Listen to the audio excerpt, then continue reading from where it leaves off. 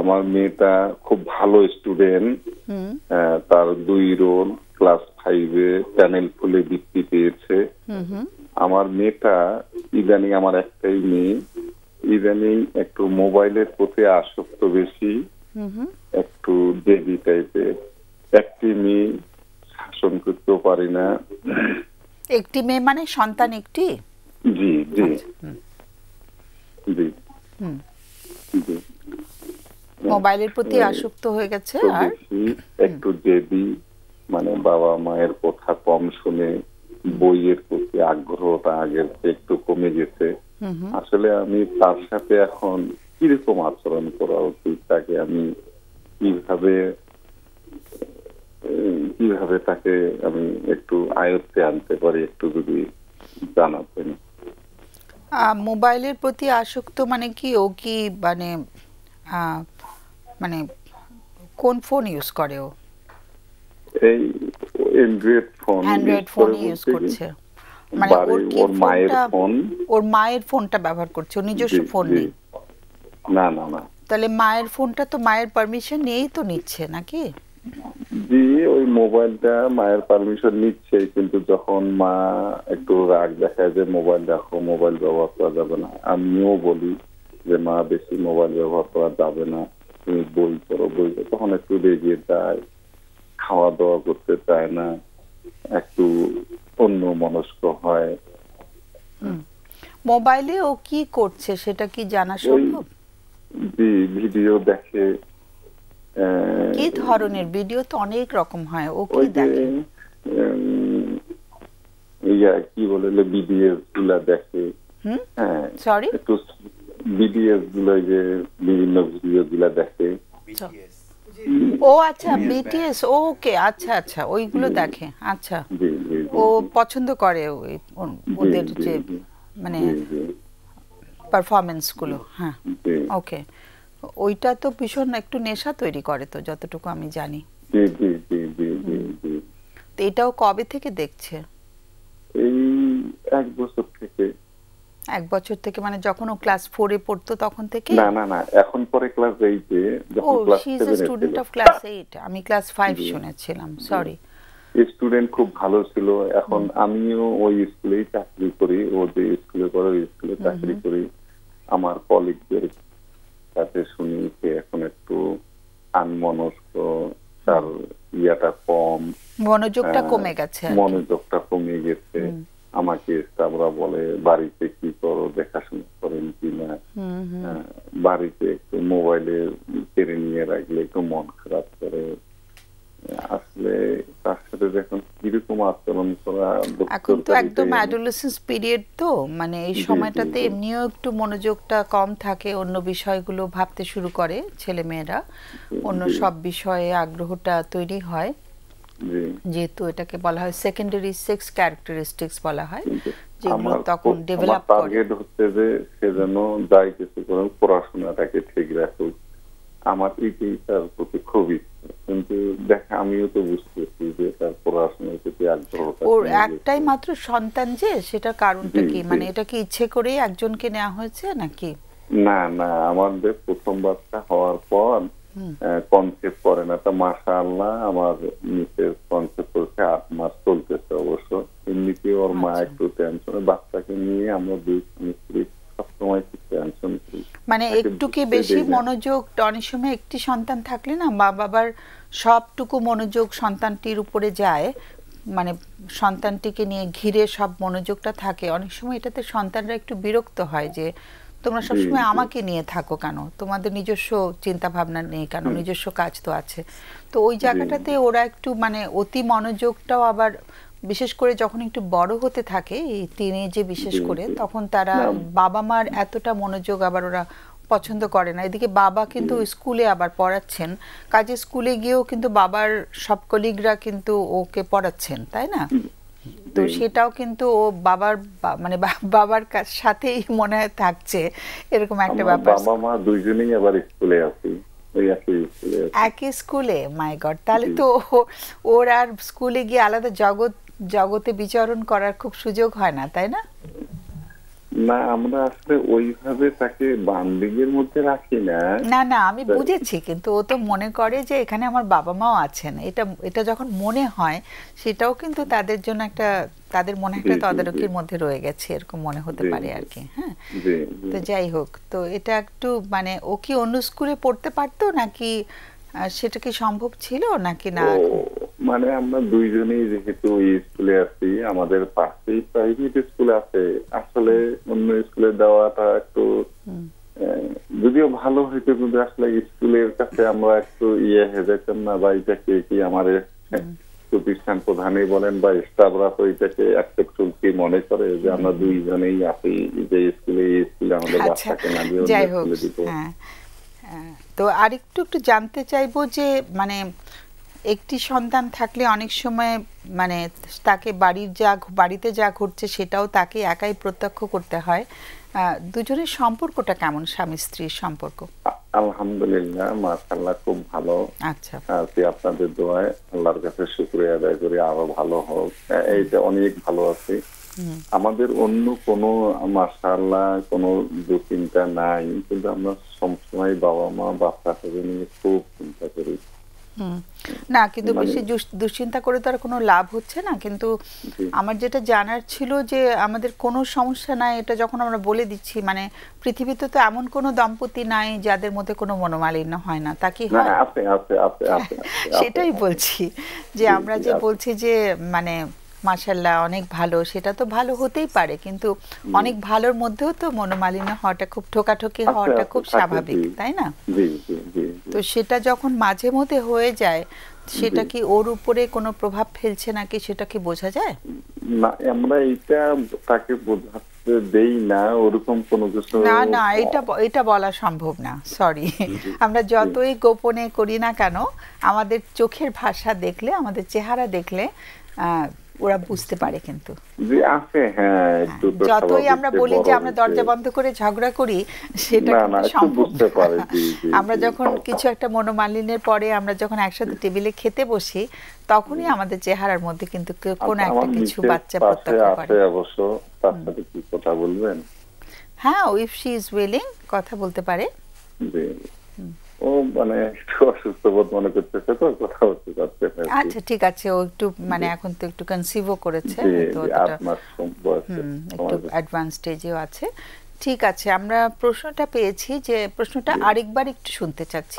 আমার প্রশ্নটা হচ্ছে যে আসলে আমি মেয়েটাকে এখন আমার এই যে মোবাইল আসক্ত থেকে একটু কিভাবে দূরে, কি প্রসেসে তাকে দূরে রাখতে পারি, আর পড়াশোনার তার মনোযোগ আকর্ষণটা কিভাবে, কি সিস্টেমে আমি পূর্বের মতো আনতে পারি? ওর কি মানে পরীক্ষার ফলাফলে এটার কোনো প্রভাব পড়েছে?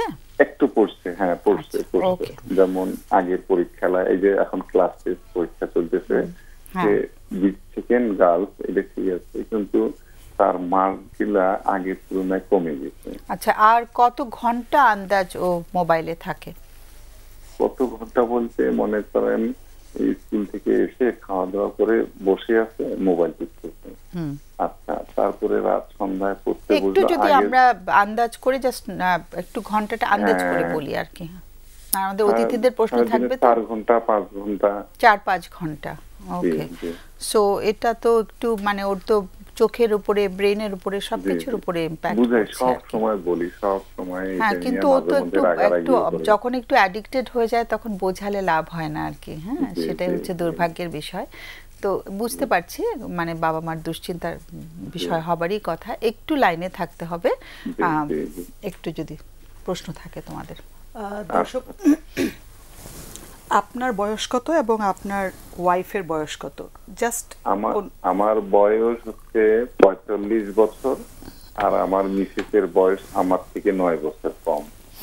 9 বছর কম হলো 36। Thank you. আপনার মেয়ে যখন জিদ করে, বা এই যে আপনি যে অসুবিধাটা মুখোমুখি হচ্ছেন, এই জিদটা উনি কখন কখন করে, ছোট করে যদি একটুখানি বলেন। হ্যাঁ, যখন মোবাইলটা বলি যে মোবাইলটা রেখে দাও, মোবাইলে তুমি কি করো, মোবাইলে তোমার কি কাজ, মোবাইল এটা একটা চ্যাপ্টার। আর মোবাইল সংক্রান্ত বিষয় ছাড়া আর কোনো কিছুতে উনি জিদ করেন? না, অন্য কোনো কিছু বিষয় নিয়ে তেমন, আর ওই মাঝে মধ্যে ওর মার সাথে লাগে পড়াশোনা নিয়ে, বাড়ির আচ্ছা, কোনো মোবাইল কাজ আর তাকে পড়াশোনা, করতে দেন। জি, আর জি, কিছু জি, না, জি। মোবাইল আর পড়াশোনা। না না, একটা সেকেন্ড, আচ্ছা। বাড়ির কোনো কাজ কাম ওকে করতে দেওয়া হয় না? মাঝে মধ্যে একটু ওই ঘর দুয়ার করে, তাও বলে বলে, মানে ইচ্ছাকৃত ভাবে করে না। না, কিন্তু সেটা আমরা একটু বাচ্চাদেরকে প্র্যাকটিস করাবো না? আগে করতো কিনা? আগে কি করতো? হ্যাঁ, আগে একটু করতো, এখন একটু কম আচ্ছা। করে। মানে ছোটখাটো কাজগুলো আর কি, তাই না? ছোটখাটো, হ্যাঁ। ওকে, এখন সরি। তো পুরো টাইমটা, না না ম্যাডাম। মানে do you have any more question? আচ্ছা, আপনাদের দুই বাবা মা দুজনের সাথেই কি একই রকম প্রতিক্রিয়া করে মেয়েটা, জি, নাকি জি, কোনো জি। ভিন্নতা আছে? না, একই রকম। একই রকম, আচ্ছা ঠিক আছে, থ্যাংক ইউ। রাফির কোনো কোশ্চেন আছে? না, আমি শুধু একটু জানতে চাই যে ও আসলে স্কুলের সময়টুকু কিভাবে কাটে, এবং ওর বন্ধু বান্ধবদের সাথে কি ওর ইন্টারাকশনটাকে আপনি জানেন কিনা, যে জি, ও জানি, তাদের সাথে জানি। কিরকম সময় কাটায়, বা আসলেই কোনো সময় কাটানোর সুযোগ পায় কিনা যেখানে ও একটু ভালো আমি থাকতে পারে। সব সময় তাকে একটু ইয়াতে রাখি, বেড়ায়, ওর বন্ধু বান্ধবের সাথে বের হয়, দেখি। তার স্কুল সময়টা ভালোই কাটে। বাসায় এসে তার সাথে যতটুকু লাগে এই মোবাইল নিয়েই, মনোমালিন্য ওই মোবাইলটাই কারণ, অন্য কোনো কিছু কারণ।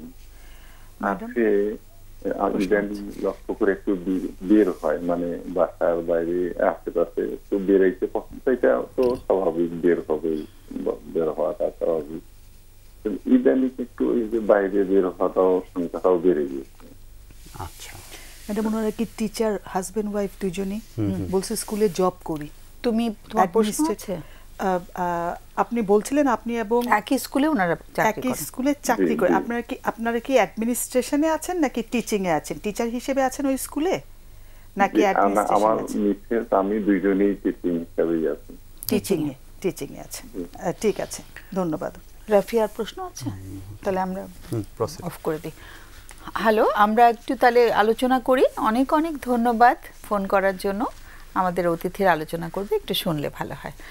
ওকে, তুমি আগে রাফিকে জিজ্ঞেস করি, ও কিছু বলার সুযোগ পায়নি তো, তুমি বলার পরে ও বলবে। আসলে আমি হচ্ছে যে এই অংশটুকু এক্সপ্লোর করতে যাচ্ছি না, তুমি বোধহয় বলেছো না আজকে টপিক নিয়ে? হ্যাঁ, বলেছি। আচ্ছা ঠিক So, আছে, তুমি বলো, তারপরে বলো। সিনিয়রকে পরে বলতে বলো, বলো। দিই। হ্যাঁ। না, আমি হচ্ছে যে অংশটুকু নিয়ে আর কি একটু চিন্তিত। সেটা হচ্ছে যে 14 বছর বয়সের একটা ছেলে বা মেয়ে, ওর জগৎ সম্পর্কে বাবা মার আর কি সচেতন কিনা সেটা সম্পর্কে আর কি অনেকাংশে আমরা একটু অমিল পাই। বাচ্চাটাকে যখন আমরা জিজ্ঞেস করি ওর দিনটা কিভাবে কাটে, কাদের সাথে কাটে, আর বাবা মা কিভাবে দেখে, এই দুইটা কিন্তু আর কি অনেক সময় ভিন্ন একটা সিনারিও দেখা ভিন্ন দেয়। সিনারিও পাচ্ছ। এবং এই সিনারিওতে সবচেয়ে বেশি যে জিনিসটা হচ্ছে ট্রিগারিং পয়েন্ট, সেটা হচ্ছে বাবা মার কাছে তাদের সন্তানের ভালো থাকা না থাকার ক্রাইটেরিয়াটা হচ্ছে ও পড়াশোনা করছে কিনা, ওর নাম্বার ভালো আসতেছে কিনা। তারা শুধুমাত্র সেই ক্রাইটেরিয়াটার বেসিসে পরবর্তী আচরণগুলো ইভালুয়েট করতে থাকেন। ও কতক্ষণ মোবাইল দেখছে, ও হচ্ছে কি প্রতিক্রিয়া করছে।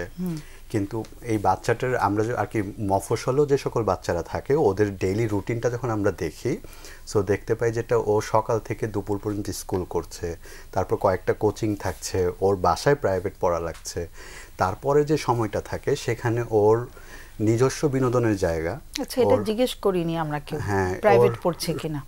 রেস্ট আবার না নেওয়ার পড়বে জায়গা। ম্যাডাম।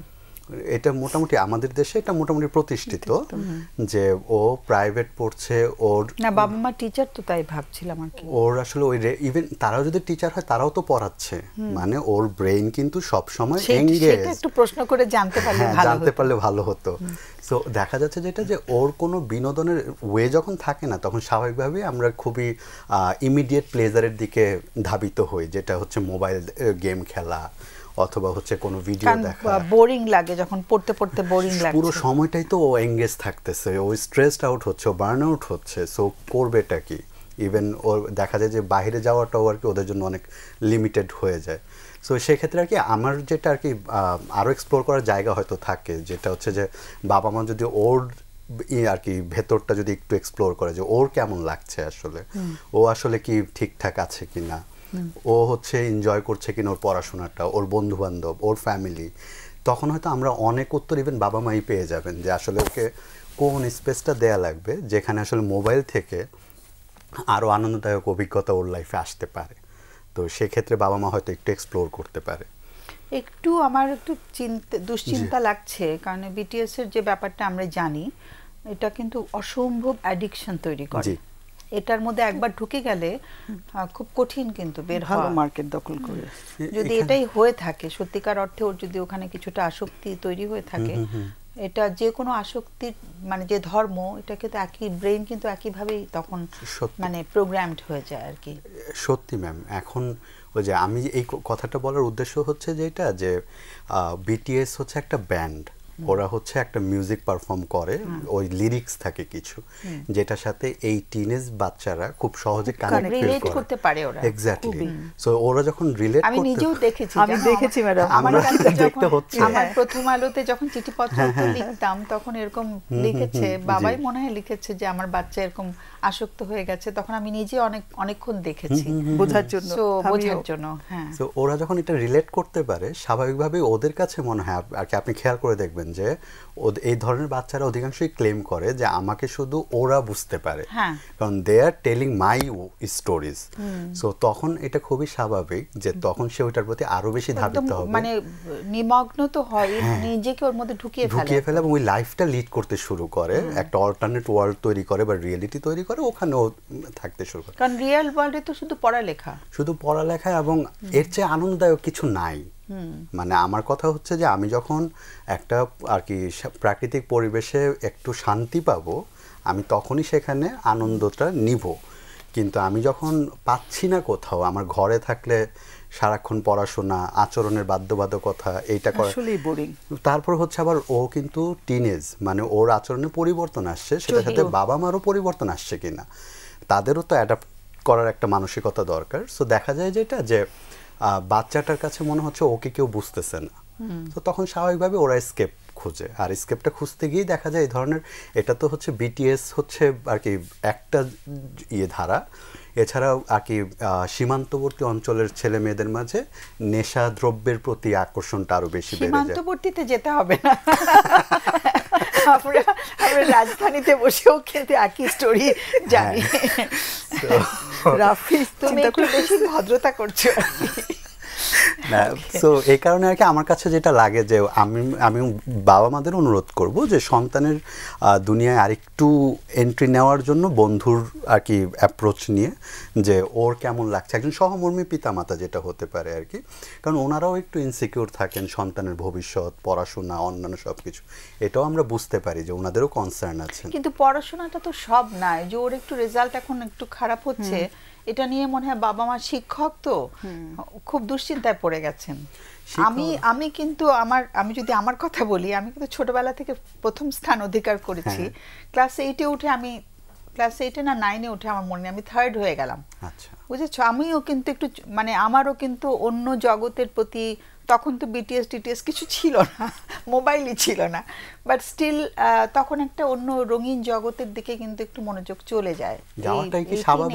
মানে আমাদের ফোন ছিল না, মোবাইল ছিল না, শুধু ল্যান্ডফোন ছিল, তারপরেও কিন্তু আমার রেজাল্ট খারাপ হওয়া শুরু হলো, কারণ আমি তখন একটু ভিন্ন চিন্তাগুলো মাথায় কাজ করতে শুরু করেছি, অপোজিট জেন্ডারের প্রতি আকর্ষণ তো তখন তৈরি হয়। অনেক ধরনের চেঞ্জেস আসছে। এখন বাবা মার তো একটা সেট অফ মাইন্ডসেট হচ্ছে যে আমি এইভাবে দেখে আসছি, ওইভাবে বড় হবে, কিন্তু ওর যে চেঞ্জ আসছে সেটার সাথে অ্যাডাপ্ট করে ওটাকে ভালো করে বুঝে ওকে আরো বেটার অল্টারনেটিভ দেওয়া, সেই জিনিসটা যদি আমরা দিতে না পারি, ও একটু বন্ধুদের সাথে ঘুরতে যেতে পারে, গল্প করতে পারে, ও নিজে একটু খেলাধুলা করতে পারে, ওর আরো কিছু ভালো লাগার জায়গাগুলো হয়তো এক্সপ্লোর করা যেতে পারে, তো সেক্ষেত্রে দেখা যায় কি যে ও আরো ওপেন হবে বাবা মার কাছে। কারণ সন্তানের তো একটা সেফ স্পেস খোঁজে যেখানে সে অ্যাকসেপ্টেন্স পাবে, সে কেয়ার পাবে, সে লাভেবল এই জিনিসটা ফিল করবে এবং সে গুরুত্বপূর্ণ এই জিনিসটা করতে শুরু করবে।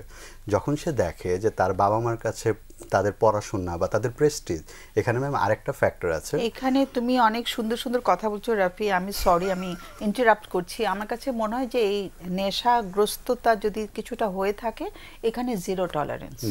এখানে কিন্তু মানে ওকে আগে এই নেশা থেকে আগে বেরোতে হবে, কারণ যদিও বাবা মা তার অন্যদিকেও মনোযোগ দেওয়া, তোমার সবগুলো কথা খুব সত্যি, কিন্তু যদি তার সত্যি সত্যি সে নেশার দিকে ঝুঁকে থাকে, আসলেও কিন্তু খুব কঠিন হয়। মানে এটা কিন্তু এক বাবা যখন আমাকে চিঠি লিখেছিলেন, প্রথম আলোর মাধ্যমে চিঠিটা পেয়েছিলাম, অসহায় একদম, বাবা কান্নাকাটি করছেন মনে হচ্ছিল আর কি। হ্যাঁ, সে তো অবশ্যই ম্যাম, মানে আসলে অ্যাডিকশনের সাথে না কোনো কিছু যায় না, কোনো করা যায় না, কম্প্রোমাইজ করা যায় না। ইটস ভেরি ভেরি ডিফিকাল্ট আর কি। সরি, তুমি বোধহয় অনেকক্ষণ ধরে বলার জন্য অস্থির হচ্ছ। অনেক কথা জমে আছে, বলো। Thank you madam. আমি খুবই মানে সাধুবাদ জানাচ্ছি এই বাবাকে। মাও পাশে ছিলেন, কিন্তু উনি তো 8 মাসের প্রেগন্যান্ট, আবার কনসিভ করেছেন। মার কিন্তু এরপরে আর বাচ্চার দিকে অত খেয়াল করার সময় পাবেন না। আরো আমি কঠিন সময় দেখছি সামনে। আমি খুবই মানে অ্যাপ্রিশিয়েট করছি এই বাবা। এই রাত বাজে কয়টা, 12:30, এই রাতের বেলা উনি ফোন করে, মানে এই যে কনসার্ন মেয়েটার জন্য, বাবা মা দুইজনই, এবং ওনারা দুইজন টিচার, তো ওই জন্য মানে খুব সহজ। টিচার বাবা মা না হলেও স্বপ্ন, একটা মেয়ের জন্য একটা স্বপ্ন থাকে, একমাত্র মেয়ে। তারপর এখন আরেকটা বাচ্চা আসতেছে, কিন্তু সোফার তো একটাই মেয়ে ছিল। এবং মেয়েটা ট্যালেন্ট পুলে বৃত্তি পেয়েছে, রোল 2, মানে মেয়েটার উপর তো ওনাদের স্বপ্ন, আশা, প্রত্যাশা, এটা তো আশাটাই স্বাভাবিক। আমারও তো 1 থেকে 2 হয়ে গেছিল রোল, না 1 থেকে 3 হয়ে গেছিল। তো ওই জন্য বাবাটা, আমি শুনছিলাম ওনার বাবার জায়গা থেকে যে আগের মতো চাই মেয়েটাকে। তা আমি একটু ভাবছিলাম ম্যাডাম, এই ফ্যামিলিটাতে মোটামুটি 3টা জেনারেশনের, হয়তো 3 জেনারেশনের মানুষ। মেয়েটা একটা জেনারেশন, ওনার ওয়াইফ একটা জেনারেশন, মানে মোরলেস, আর উনি এক জেনারেশনের। একটা ফ্যামিলির মধ্যে 3টা জেনারেশন, আরেকজন আলফা জেনারেশন মানে আসতেছে অন দ্য ওয়ে। তো এই জায়গাটা অনেক কঠিন ম্যানেজ করা, এবং আমি জানি না যে ওয়াইফের সাথে সম্পর্কটা তো একটু বোঝা গেল, এটা তার এটা একটা বিষয়, জাস্ট সচেতন থাকা। আমি একটা জিনিস ভাবছিলাম যে উনি বা অন্য দর্শকরাও যারা দেখছেন, ওনারা যদি মনে রাখেন যে মেঘ, যে বাষ্প হয়, জল, পানি বাষ্প, মেঘ। এখন এইখানে যদি একটাকে থামাইতে বলা হয় যে এই আমরা বৃষ্টি চাই না, মেঘ তুমি হবা না, এখন মেঘ তো বলবে যে আচ্ছা হব না, তাহলে বাষ্প থামাও। মানে এই যে সার্কুলারিটির বাংলা কি হবে ম্যাডাম? চক্রাকারে, চক্র, থ্যাংক ইউ। এই যে একটা চক্র, তো এই কথাটা আমি ভাবছিলাম এই জন্য যে চক্র বিষয়টা সম্পর্কের মধ্যেও, এই যে মেয়েটা জিদ করতেছে, এবং আমরা যদি দেখি যে আল্লাহ, মেয়েটা তো addicted, mobile addicted, BTS addicted, ও জিদ করতেছে। লিনিয়ার ভিউর বাংলা কি হবে? লিনিয়ার, সরল রৈখিক, মানে একটা সরল কনক্লুশন টানছে, একদম সরল। সরল মানে এক সোজা, একদম সোজা একটা উপসংহার যদি করি, এই মেয়ের, এখন এই মেয়ের মোবাইল এডিকশন বন্ধ হইলেই প্রবলেম সলভ। ব্যাপারটা এরকম না। সম্পর্কের ক্ষেত্রে আমি বাবা মা হিসেবে কি কথা বলছি, কিভাবে বলছি, উনি প্রসেস শব্দটা উচ্চারণ করেছেন, কি প্রসেসে, আমার ভালো লেগেছে যে উনি প্রসেসকে গুরুত্ব দেন। তো আমি যেটা বলছিলাম যে আমি বাবা মা হিসেবে, আমি কিন্তু আবার শিক্ষক বাবা, আমি কিন্তু শিক্ষিকা মা। সো শিক্ষক হিসেবে কিন্তু আমরা বাবা মার কাছ থেকে এই জিনিসটা আশা করতে পারি যে ওনারা অন্য বাবা মার থেকে আরো বেশি বুঝবেন। 14 বছরের একটা মেয়ে, তার এটা বলা যায় না। আমি এগ্রি করি, এটা বলা যায় না ঠিকই। যেমন আমি মানে ক্লিনিক্যাল সাইকোলজিস্ট, কিন্তু আমার ঘরের কাউকে আমি বিন্দুমাত্র হেল্প করতে পারি না। এনিওয়ে, মনে পড়ে গেল। তো যেটা আমি ভাবছিলাম যে এই যে টিচার বাবা মা, একটা মেটাফোর, একটা উদাহরণ মাথায় আসলো। উনি যদি কাচ্চি রান্না কাচ্চি পছন্দ করে, উনি যদি কাচ্চি রান্না করতে যায়, একেবারে ঠিক কাচ্চি রাঁধতে হলে পাক্কির রেসিপি দিলেও, অন্য কিছু রেসিপি দিলে হবে না, কাচ্চির রেসিপিটা ফলো করতে হবে। তাহলে ওনার যে ড্রিম, মেয়েটাকে এরকম চাই, তাহলে সেটার একটা রেসিপি আছে, সেটার একটা প্রসেস ফলো করতে হবে। রেসিপি হচ্ছে 2টা এল। একটা এল হচ্ছে দর্শক ধরেন বাবা মা এই সাইডটা দেখতেছে, বাবা মা কিন্তু এটা দেখবে। মেয়ের সাইড কিন্তু ভিন্ন, মানে আরেকজনের পার্সপেক্টিভ ভিউ পয়েন্টটা। এখন এই যে রাফির সাথে আমি ওই জায়গাটায় কানেক্টেড ফিল করি। রাফি যে বলছিলেন না যে মেয়েটার সাথে যে মেয়েটার দুনিয়াটা দেখা, মেয়েটার সাথে একটা ফ্রেন্ডলি মনোভাবটা আসবে কোত্থেকে, যদি ওনারা যেটা দেখছে তো ওনাদের সাইড, ওনাদের জেনারেশনের, কিন্তু মেয়েটার সাইডটা দেখতে হইলে কান লাগবে, চোখ লাগবে, সহমর্মিতা। কান বলতে আমরা কিন্তু ম্যাডাম শুনি না, আমরা কেউই শুনি না। আমরা হচ্ছি আবার ওনারা শিক্ষক বাবা মা, আমি জানি না ওনারা কীভাবে বলে, সারাক্ষণ যদি একটা উপদেশ পরামর্শ, 14 বছরের মেয়ে তো এটা পছন্দ করবে না। যদি আমি বলবো, আমি রাফির সাথেই টোন মিলাচ্ছি, যে এই যে লিসেনিং, তার ব্যাপারটা শোনা এবং ল্যাঙ্গুয়েজ একদম পজিটিভভাবে বলা, একটা নিউ ন্যারেটিভ তৈরি করা, একটা নিউ বর্ণনা, একটা বর্ণনা হয়ে গেছে। এত কঠিন করে ফেলছো তুমি। বাংলা বলছি তো, চেষ্টা করছি নতুন একটা দৃষ্টিভঙ্গি তৈরি করার, নিউ ন্যারেটিভ। আপনি হেল্প করেন প্লিজ। না, তুমি কি মিন করছো আমি তো জানি না। একটা বর্ণনা হয়ে গেছে মেয়েটা হচ্ছে পড়াশোনা করে না, রেজাল্ট খারাপ করতেছে, মোবাইলে আসক্ত, বিটিএস এইসব কি নীল চুলালা ছেলে কি তেরেং বেরেং করে এসব দেখে, এইটা নিয়েই কথা, এই যে একটা বর্ণনা, এই বর্ণনাটা থেকে ঘুরায়ে একটা নতুন বর্ণনা ওনার বলবে কিভাবে। প্রথমেই এই যে তিক্ত হয়ে যাওয়া ঘটনাটাকে একটু স্পেস দেওয়া, অন্য কিছু ফ্যামিলি টাইম ওনারা মানে জাস্ট এই চ্যাপ্টারটাকে বন্ধ করা। কিভাবে বন্ধ বলতে আপাতত একদম কিভাবে কি বন্ধ করবে, আমি যদি কথা থেকে বুঝতে পারছি। আচ্ছা আমি বলি ম্যাডাম, যদি কোনটা বন্ধ করবে, মানে তুমি যদি একটু ধারাবাহিকভাবে বলো যে মানে পদক্ষেপগুলো যদি একটু তাড়াহুড়া আপনি থামাই দিবেন কখন, সেই ভয়ে তাড়াহুড়া না, তাড়াহুড়া মানে তুমি যদি পদক্ষেপগুলো একটু বলো। মানে আমি যদি বাবা মা হতাম ওনাদের জায়গায়, আমি একদম ওনাদের জায়গায় দাঁড়ায় বলি, আমি যদি ওনাদের জায়গায় হতাম, আমি আমার মেয়েটাকে এই যে এতদিন তো একটা তিক্ততা এই টপিকস এই বিষয় নিয়ে, তো আমি কালকে সকালে উঠে এই টপিকসে কোনো কথা বলতাম না, আপাতত পজ, এই বিষয়টা বন্ধ।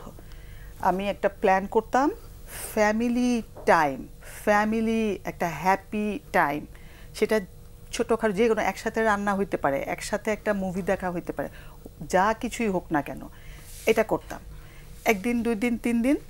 তারপরে মেয়েটার সাথে আমি বসতাম, মা তোমার সাথে একটুখানি কথা বলবো, তুমি বলো, তুমি যে এই যে 4-5 ঘন্টা হয়ে যায়, 4-5 ঘন্টা না ম্যাডাম, ফোনের কথা বলতেছিল, 4-5 ঘন্টা হয়ে যায়, এটা বলে তুমি তোমার পড়া কমপ্লিট, তোমার প্ল্যান কি, মানে এরকম একদম মারদাঙ্গা ভাব না হয়ে, অস্থিরতাটা, আমার অস্থিরতাটা না ইয়ে করে আমি ওকে ছেড়ে দিতাম, ও কিছু কথা বলতো। ওই যে বললাম ম্যাডাম যে কান লাগে একটা শুনতে, মনোযোগ দিয়ে তার কান মানে কথাগুলো শোনা, ওই ডায়লগটা যদি সুন্দর মতো আগায়, ওখানে একটা মেয়েটাও শিথিল হয়ে একটা কিছু, আচ্ছা বাবা আমি চেষ্টা করব, ওই যে বলবে চেষ্টা করব, তাকে আদর করে প্রশংসা করে, হ্যাঁ একটু টাইম দেওয়া, আবার কিরে তুই না বলছিস চেষ্টা করবি, কই কোনো তো লক্ষণ নাই, এই জিনিসটাতে যাব না। আবার 3 দিন পরে, মা তুমি যে বলছিলা চেষ্টা করবা, ওর তো কোনো চ্যালেঞ্জ আছে, ও তো চাইলে একদিনেই বন্ধ করতে পারবে না, এটা পারবে না। আর আরেকটা জিনিস ম্যাডাম আমার কাছে লাগে যে ওই নীল চুলালা ছেলেরা তেরেং বেরেং করে, এটা আমাদের কাছে লাগতে পারে, আমাদের কাছে মানে আমি বড় জেনারেশন ওনার কথা বলতেছি, কিন্তু এটা অনেক ইম্পর্টেন্ট ওই মেয়েটার কাছে। তো এটাকে যেটা রাফি খুব সুন্দর করে বলল যে ও তো ওদের সাথে মিলিয়ে ফেলছে নিজেকে, ওদের জগতে ঢুকে যাচ্ছে, ফুল স্টপ একেবারে বন্ধ এখন করতে পারবে না। এবং আমার প্রশ্ন যে আসলে করার দরকার ও কি আছে কিনা, যে পুরোপুরি বন্ধ। এই মেয়েটাকে ওই যে যেটা রাফি বলছিলেন যে ফ্রেন্ডলি সম্পর্ক, এরকম করলে, এরকম হলে আস্তে আস্তে একটা সমঝোতায় আসা, একটা চুক্তিতে আসা, এটা সম্ভব হয়। এবং আমার মনে হয় যে ওর রেজাল্ট যাই হচ্ছে সেটাকে অ্যাকসেপ্ট করে নেওয়া, হ্যাঁ চাপাচাপি না, মানে তুমি এত ভালো রেজাল্ট করেছো, এখন তুমি তোমার প্লেস চেঞ্জ হয়ে গেল, এটা আমাদের জন্য ভীষণ দুঃখজনক, আমরা তো শিক্ষক, আমরা মুখ দেখাতে পারছি না। অনেক সময় কিন্তু হয় না যে স্কুলে গেলেও শুনতে হয় অনেকের কাছ থেকে যে আপনাদের বাচ্চা যে এরকম মানে রেজাল্ট রেজাল্টটা এরকম আস্তে আস্তে খারাপ হচ্ছে, এটা তো হওয়ার কথা না, তো তোমার জন্য আমাদের সামাজিকভাবে আমাদের একটু নিচু হতে হচ্ছে, এই কথাগুলো বন্ধ করতে হবে একদম। এবং তাহলে কি মেয়েটার ভালোর দিকে না চিন্তা করে আমি আমার সামাজিক মর্যাদা চিন্তা করতেছি? তাই তো করি আমরা, কিন্তু সেটা কি করা ঠিক? সেটা সবসময় করা ঠিক কিনা সেটা তো একটা আলোচনার বিষয়। আবার আরেকটা জিনিস হচ্ছে যে 14 বছর বয়সে একটা ছেলে বা মেয়ের কিন্তু নিজস্ব একটা ব্যক্তিত্ব গঠনেরও সময়। সো ও তখন কিন্তু অথরিটি নিতে, পরিবর্তনের সময়, দায়িত্ব নিতে শুরু করে ওর আচরণে। হ্যাঁ, ওকে আমি ঠাস করে বলছি তুমি এটা দেখবা না, এটা করবা না, তুমি এইটা করবা, ও সবসময় এটা নিতে চায় না। ব্যাখ্যা দিতে হবে, প্রথমত জাস্টিফিকেশন লাগবে, ব্যাখ্যা লাগবে যে কেন সে সেটা করবে, এবং সেই দায়িত্বটাও তাকে একটা সুযোগ দিতে হবে, সিদ্ধান্তটা সে নিবে যে সে এটা কন্টিনিউ করবে কিনা বা কতটুকু কন্টিনিউ করবে। আমরা ধরে নিলাম যে এটাতে সে 1 ঘন্টা যদি সে দেয় প্রথম দিকে, তাহলে সে হয়তো কিছুটা ভালো ফিল করে, তার বিনোদনের একমাত্র উপায় হচ্ছে এটা, তাহলে সে হয়তো এখান থেকে একটা টাইম লিমিট করে দিতে পারে। হ্যাঁ, আমি দিন শেষে এটা করতে পারি, সমঝোতা করে ওই জায়গাটায় কমিয়ে নিয়ে আসা যেতে পারে। কিন্তু আমরা যদি চার্জ করা শুরু করি আর কি তাকে যদি বারবার বাধ্য করার চেষ্টা করি, সেই জায়গাটাতে হচ্ছে একটা আর কি চ্যালেঞ্জ, মানে মা বাবার সঙ্গে একটা দূরত্ব সৃষ্টি হয়, এবং এখানে আরেকটা জিনিস আমি একটু অ্যাড করে নিই, সেটা হচ্ছে যে আমরা কিন্তু বাবা মার কনসার্নটা শুনছি। আমি আজকেও আর কি আমার অফিসের একটা কনভারসেশনে বলছিলাম, সেটা হচ্ছে যখন বাবা মা কোনো আচরণকে, সন্তানের কোনো আচরণকে হচ্ছে প্রেজেন্ট করছে, তারা তাদের পার্সপেক্টিভ থেকে বা তাদের দৃষ্টিভঙ্গি থেকে বলছে। আপনি যেটা বললেন না যে অ্যাডিকশানে কোনো ছাড় দেওয়া যাবে না, এটা কি আদৌ অ্যাডিকশান নাকি এটা হচ্ছে তার একমাত্র বিনোদনের জায়গা? হ্যাঁ, ওই বিনোদন থেকে অ্যাডিকশনে চলে গেছে। হ্যাঁ, এখন অ্যাডিকশন হয়েছে কিনা আমরা জানি না। আমরা যদি বাচ্চাটাকে অ্যাসেসমেন্টের মধ্যে দিয়ে নিয়ে যেতে পারি বা আরো ভালোভাবে ইন্টারভিউ করতে পারি, তখন গিয়ে হয়তো আমরা বুঝবো। কারণ অ্যাডিকশন তো কিছু ক্রাইটেরিয়া আছে, সেটাতে সে পড়ে কিনা বা সে আসলেই যায় কিনা। তো আমার কাছে অনেক সময় মনে হয় যে বাবা মাও হয়তো আর কি তাদের ভয় থেকে বা তাদের আশঙ্কা থেকেও অনেক সময় মনে করেন যে বাচ্চা হয়তো অ্যাডিক্টেড হয়ে গিয়েছে, অথবা তরুণ বয়সে বা অল্প বয়সে আমরা তো বিভিন্ন বিষয় নিয়ে উন্মাদনা একটু কাজ করেই, নতুন গান আসলে, নতুন সিনেমা আসলে, নতুন গল্পের বই আসলে, তো সেটাও তো হতে পারে। হ্যাঁ, সো সেই কারণে আমি বলবো যে আরেকটু জানার চেষ্টা করা। এবং আপনার সাথে আমি কমপ্লিটলি এগ্রি করি যে উনি যে স্টেপগুলো বলেছেন বা পদক্ষেপগুলো, সেখানে যদি ধীরে ধীরে কিছুটা এক্সপ্লোর করা যায়, তাহলে ওনারাও জানবেন ওনার মেয়ের দুনিয়াটা আসলে কেমন। তো সেখানে কোনটাতে রিইনফোর্সমেন্ট বা উৎসাহ দিতে হবে আর কোনটাতে হয়তো একটু কমিয়ে আনতে হবে বা লিমিট করতে হবে, সেই জায়গাটাকে বাচ্চাটাকে এডুকেট করলে ও ধীরে ধীরে হচ্ছে সেটার বেনিফিট পেতে শুরু করলে তবে ও নিজেই নিয়ে আসবে, কমিয়ে আসবে। এটা হচ্ছে আমার মন্তব্য বা ধারণা। ম্যাডাম, দর্শকের জন্য একটা কথা বলতে চাই, যদি মোবাইল অ্যাডিকশনকে কমানো, বিটিএস অ্যাডিকশনকে কমানো নিয়ে চাপাচাপি না করে অন্য কোনো কিছু যদি বাড়ানো যায়, যে ফ্যামিলি টাইম, এদিক দিয়ে এটা বাড়লে তো ওদিক দিয়ে 4-5 ঘন্টা ওইটা তো কমবে এমনিতেই। আর সম্পর্কটা যদি বুঝতে পারে যে আমার সাথে চালাকি করা হচ্ছে, চালাকি করলে তো চালাকি যদি নিয়তে থাকে তাহলে ও বুঝবে এবং জিনিস ঠিক হবে, জেনুইন হইতে হবে। সরি, আমাদের বলো, মানে জেনুইননেস ছাড়া কোনো উপায় নাই এটা। আর জেনুইননেস বলতে জেনুইননেস আর কি আন্তরিক, মনে মুখে সমান। মনে মুখে আপনি যে বললেন চালাকি করলে ঠিকই বুঝবে, 14 বছরের মেয়ে ট্যালেন্ট পুলের বৃত্তি পাইছে, ওকে এটা চালাকি বুঝবে না। ম্যাডাম, আমি সব দর্শকদের জন্য একটা থিওরির একটা খুব ছোট্ট করে একটা সূত্র বলতে, হাতে এখন ফোন নেই, উনাদের প্লাস সবার জন্য। দর্শকরা মিডিল এজের যুদ্ধ দেখেছে যে ঢাল তলোয়ার দিয়ে, এরকম তলোয়ার দিয়ে মারলে এরকম শিল্ড দিয়ে এভাবে করে লাগলো, আমার গায়ে লাগলো না, আবার আমি কিন্তু এদিক দিয়ে তলোয়ার মারলাম, এই তো যুদ্ধ চলতে থাকে। তো এই যুগের তলোয়ার হচ্ছে, আজকাল তো তলোয়ারের যুদ্ধ, এই যে তলোয়ার, এই যুগের তলোয়ার হচ্ছে মুখের আচরণ, মুখের ভাষা, মূলত আচরণ আছে। তো এখন যখন একটা রাফি যদি আমাকে এখন এমন একটা কথা বলে যেটাতে আমি ইনসাল্ট ফিল করি, খারাপ ফিল করি, ডিসকমফোর্ট ফিল করি, হোয়াট এভার, একটা মানে অস্বস্তি, নেতিবাচক যে কোনো একটা ফিলিং হয়, রাফির এই কথাটা তলোয়ারের মতো করে আসবে আমার দিকে, এবং আমার হার্টে সাথে সাথে একটা শিল্ড তৈরি হবে। রাফির কথাটা আমার হার্টে ঢুকবে না যে রাফি কথাটা কেন বলছে, কি ব্যাপার, কি বিষয়, কি আশয়। এখন হতে পারে রাফি আমার খুবই ভালো ফ্রেন্ড, এখন খুব ভালো ফ্রেন্ড তো ভালো নিয়তে কথা বলে, কিন্তু ওর ভালো নিয়তের কথাটা আমার হার্টে ঢুকলো না। আর আমার হার্টে যেহেতু একটা শিল তৈরি হয়ে আছে, আমি রিয়াক্টিভলি বাংলা কি, প্রতিক্রিয়ায়, আমি এইটার প্রতিক্রিয়ায় এমন ঝাঁজ মেশানো আচরণ করলাম বা কথা বললাম, তাতে রাফি কষ্ট পাইল। তাহলে রাফির কথা আমার হার্টে ঢুকলো না, আর আমিও এখান থেকে কথা বলতেছি, হার্ট থেকে কথা বলি নেই। তাহলে হার্ট টু হার্ট কমিউনিকেশন, যোগাযোগ তো হইল না, তথ্যের আদান প্রদান তো হইল না। এখন এই থিওরি বলে people cannot be changed under negative connotation. নেতিবাচক, এই যে আমি যেটা বোঝানোর চেষ্টা করছি, আশা করি দর্শকরা ধরতে পারছেন। এখন এই মেয়েটার সাথে বাবা মার বা সারা বাংলাদেশের সব বাবা মার সাথে মেয়ে বা হাজব্যান্ড ওয়াইফ হোয়াট এভার এই রকম একটা ব্যাপার থাকে।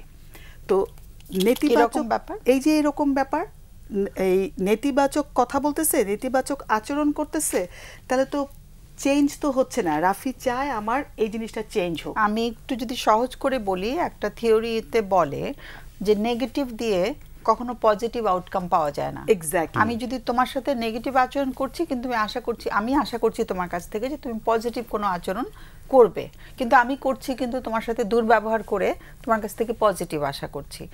তো এটা একেবারেই সিম্পল ইকুয়েশন যে নেগেটিভ আচরণ করে কখনো পজিটিভ আউটকাম কারোর কাছ থেকে আমরা পাবো না। মাছ ঢেলে দিয়ে আমি কাচ্ছি আশা করতেই পারি না, রেসিপি তো ফলো করতে হবে, এইটা হচ্ছে রেসিপি।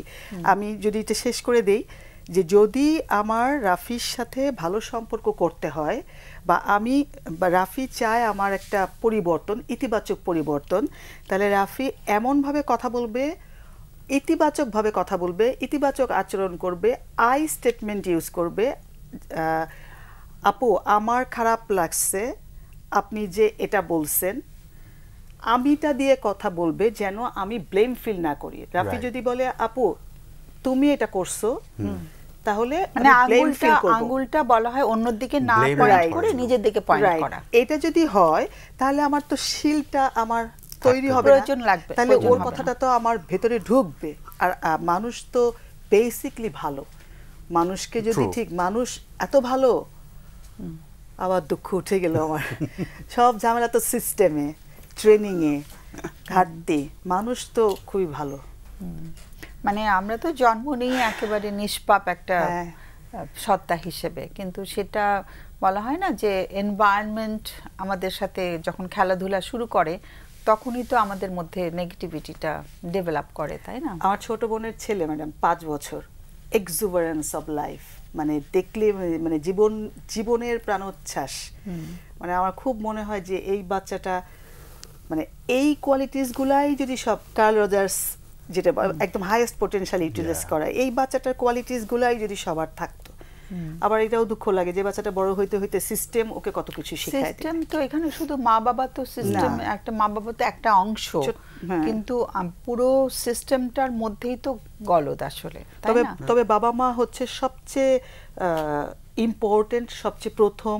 না, আমি তোমার সাথে ওই জায়গায় একটু দ্বিমত পোষণ করব, কারণ আমি তো ওই যে যখন ওই যে কি বলে এটাকে তোমার এই যে টিনেজ, এই যে কি বলে গ্যাং, কিশোর গ্যাং, কিশোর গ্যাং একবার খুব আওয়াজ উঠলো না, কিশোর গ্যাং দিয়ে ভরে যাচ্ছে, মানে কিশোররা গ্যাং কালচারের মধ্যে ঢুকে যাচ্ছে।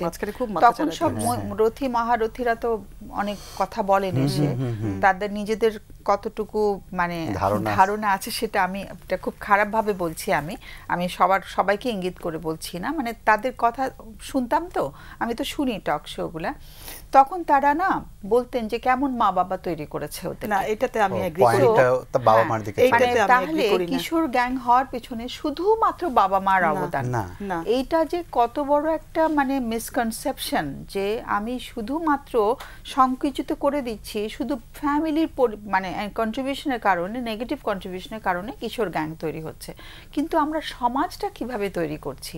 আমরা যে বিদ্যালয়ে আমার সন্তানটিকে খুব আশা ভরসা নিয়ে পাঠাচ্ছি, অনেক টাকা পয়সা দিয়ে পড়াচ্ছি, ওই যে আমার বাচ্চা ইংলিশ মিডিয়ামে পড়ে, আমার কাছে হয়তো ফোন করছে বাচ্চার সমস্যার update জন্য, দিয়ে। তার কিন্তু এই এই মানে তথ্যটা আমাকে দিতে হচ্ছে একদমই প্রয়োজন নাই, না। তথ্যটা অপ্রয়োজনীয়। তার বাচ্চা ইংলিশ মিডিয়াম পড়ে না, মাদ্রাসায় পড়ে না, বাংলায় পড়ে নাকি বাংলায় পড়ে ইংলিশ ভার্সন পড়ে, এটা কিন্তু একদম অপ্রয়োজনীয় তথ্য।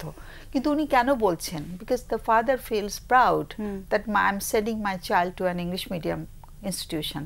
তো এই যে জায়গাটা আমরা যে এত রকম মাধ্যম তৈরি করে ফেলেছি, সমাজের মধ্যে এত বিভাজন তৈরি করেছি, এত রকমের অস্থির মানে প্রক্রিয়া চলছে, আমরা কি করে বাচ্চাদেরকে ঠিক রাখবো বলো?